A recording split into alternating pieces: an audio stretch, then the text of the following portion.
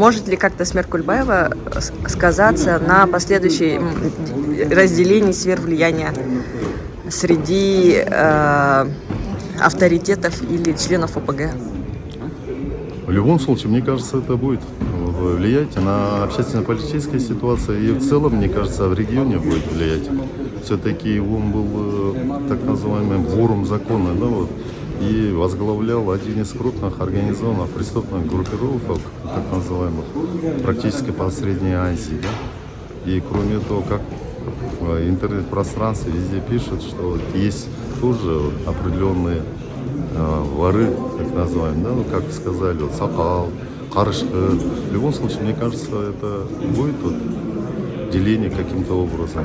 Волоски будет, но теперь все зависит от тех органов, которые проводили активные мероприятия по задержанию того же самого Кульбаева.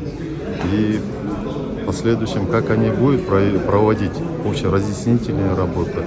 И дальше какой эффект будет иметь, от этого будет зависеть, от власти. Если власть вот поставит жесткие рамки и жесткие меры, ну тогда уже, мне кажется, вот, менее заметно будет. Да? А в противном случае, в любом случае, мне кажется, определенные вылазки будут.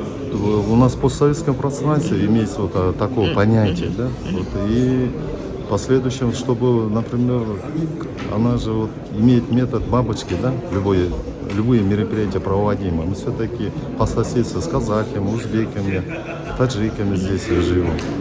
В любом случае, она что, во избежание последующих каких-либо эффектов на своей территории, может быть, специальная служба, правоохранительные органы наверняка применяют примитивные меры по сохранению, стабилизации у себя в государстве и регионе.